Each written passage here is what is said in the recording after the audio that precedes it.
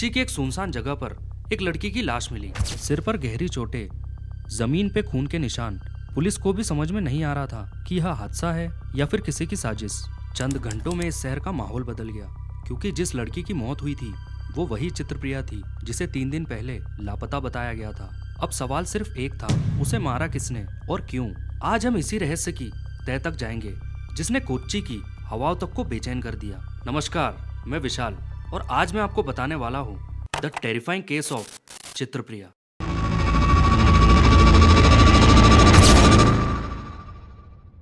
मलयट्टूर के एक सुनसान इलाके में चित्रप्रिया की लाश मिली। चित्रप्रिया 19 साल की एक एविएशन स्टूडेंट थी जो बेंगलोर में 5 साल का एविएशन कोर्स कर रही थी। वह एक शांत स्वभाव की लड़की थी और उसे अपने परिवार के साथ समय बिताना बेहद पसंद था, इसलिए वह छुट्टियों में अपने होम टाउन कोच्चि आई हुई थी। लेकिन अब उसकी लाश जंगल के बीच पड़ी थी और जमीन पर खून के निशान।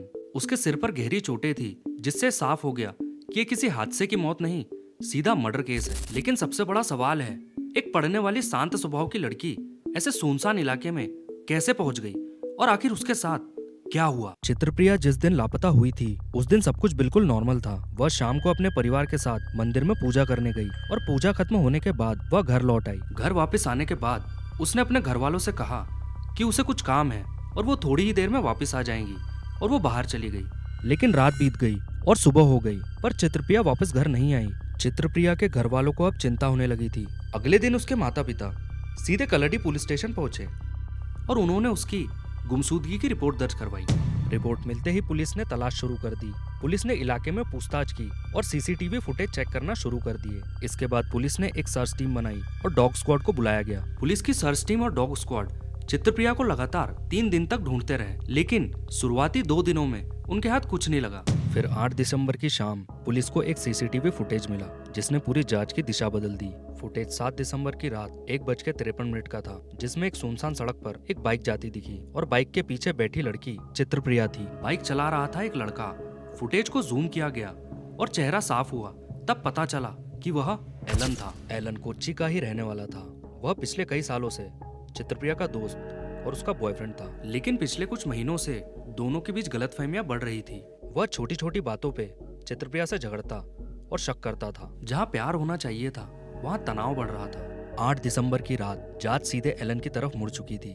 9 दिसंबर 2025 की सुबह लगभग 10 बजे के आसपास पुलिस को मलयाट्टूर के जंगल में चित्रप्रिया की लाश मिली। बॉडी मिलते ही पूरे मामले का दबाव सीधा एलन पर जा रहा था। उसी दोपहर पुलिस ने एलन को तुरंत पूछताछ के लिए बुलाया और एलन बस एक ही बात बोल रहा था कि उसने उसे बीच रास्ते में उतार दिया था।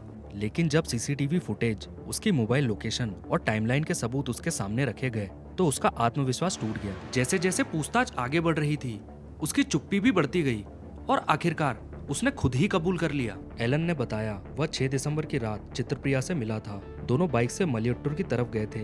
रास्ते में उन दोनों के बीच किसी बात पर बहस हुई। पुरानी गलतफहमियां, शक और तनाव सब एक साथ बाहर आ गया। बहस बढ़ी और एलन ने गुस्से में अपना नियंत्रण खो दिया। पास पड़े एक पत्थर से उसने चित्रप्रिया पर वार किया। चोट गंभीर थी और उसकी वहीं मौत हो गई। घबराहट में एलन ने उसे वहीं छोड़ दिया और वापस भाग गया। जांच पूरी होने के बाद पुलिस ने एलन को गिरफ्तार कर लिया। सीसीटीवी फुटेज, मोबाइल लोकेशन और उसके खुद के कबूलनामे के आधार पर एलन पर हत्या का मामला दर्ज हुआ। आज वह पुलिस कस्टडी में है। चित्रप्रिया बेंगलुरु में उड़ानों का सपना देख रही थी, लेकिन एक पल की गलतफहमी और गुस्से ने उसकी जिंदगी छीन ली। और एलन, जो कभी उसका करीबी था, अब अपनी ही गलती की वजह से पछतावे, जेल और अदालत की तारीखों में जीवन बिताने को मजबूर है। इस केस से हमें ये पता चलता है कि रिश्ते में गलतफहमियां होती है, लेकिन हिंसा कभी इस चीज का समाधान नहीं होता और एक पल का गुस्सा और गलतफहमी पूरी जिंदगी बर्बाद कर सकती है। इस केस के बारे में आपकी क्या राय है, हमें कमेंट में जरूर बताना।